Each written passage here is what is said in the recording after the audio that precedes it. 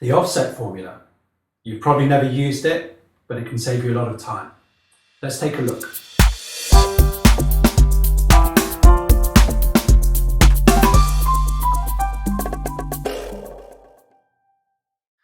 Now, you probably spend a lot of time with Excel, looking through data, looking down lots of columns, maybe trying to locate a single piece of information. Now, this takes a lot of time and energy, and if you're anything like me, you'll probably rather spend that time doing other things.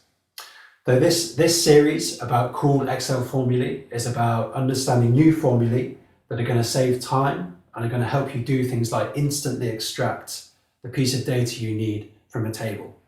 One of these formulae is offsets, and if you get good at it, it's going to save you a lot of time and it should impress your colleagues. Let's have a look at how it works. Okay, so this is what we're starting with. As you can see, this is a spreadsheet for the target spreadsheet class that contains our student names, their marks, and their grades. We've used some nice formatting here, and if you'd like to know more about how to create this kind of look using formatting, you can look at our formatting videos. Now, what we want to do is develop this facility here using the offset formula. Specifically, we want to be able to input a number here, and for the student who is ranked that number in the grades list to appear in these boxes. For example, if we were to change the rank to 3, then student 30 would appear here, and student 30's grade of 98.57 would appear here. And we want to use the offset formula to do this. Let's take a look at the offset formula and the components that make it up. We need 3 things for what we're trying to do. We have to give a reference point and then a value for rows and a value for columns. The reference point refers to the anchor point that the formula will use when it's returning a value.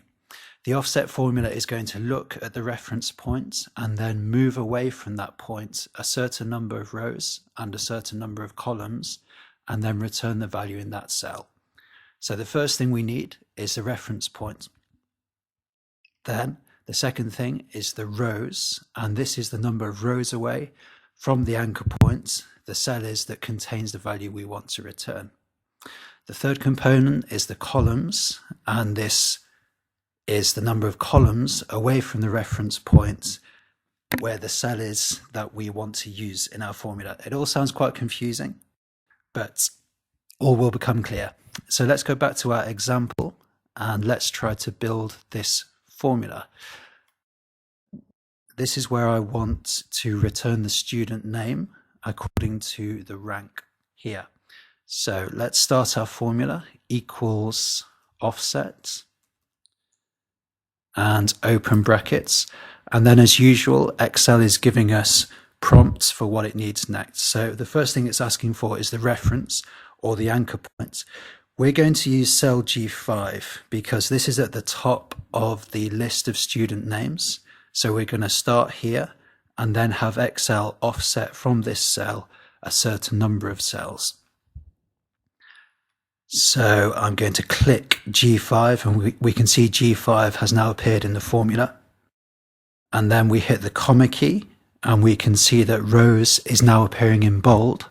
That's because Excel is asking for the number of rows to offset away from G5.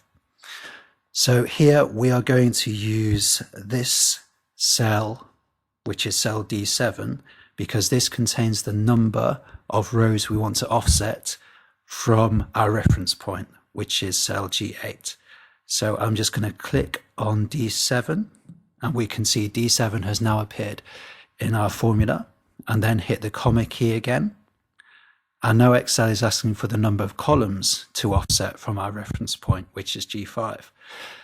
Now, because all of the student names appear in the G column, we don't want to offset any columns at all. So we're going to set this to 0. Okay, so they're the 3 components we need for this formula. We don't have to worry about the height or the width yet, certainly not for doing this. So we can close the brackets now and hit return or enter.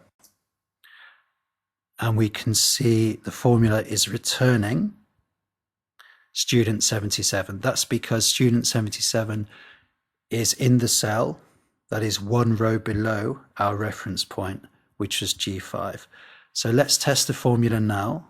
Let's try 3 and hit enter, then see what happens. Okay, so I've changed this to 3. And what the formula is doing is going to G5 and offsetting 1, 2, 3 rows and then returning the value in that row.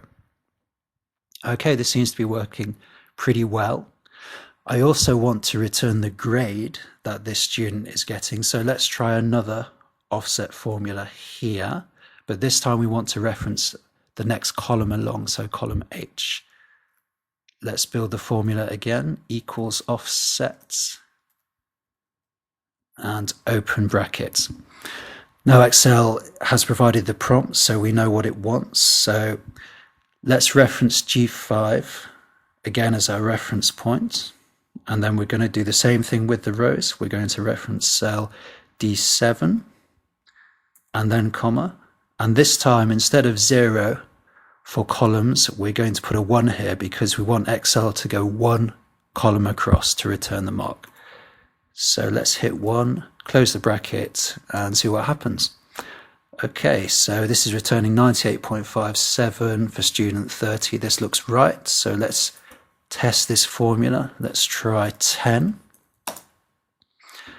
Okay, so 1, 2, 3, 4, 5, 6, 7, 8, 9, 10. This looks right. Student 90 and 91.45. Okay, so this seems to be working pretty well. That's the offset formula. As you can see, you can use it to save time and hopefully impress your colleagues. I hope you found that video helpful and useful. I hope you managed to follow it. Now, I'd be really interested in hearing how you're using the offset formula, whether you've managed to get it working. So if you're watching on YouTube, why don't you leave a comment below? You can also get in touch via Facebook and via Twitter, and you'll see some links on the screen now to other videos in this series. So definitely take a look at them. In the meantime, good luck with Excel, and I'll see you in another video.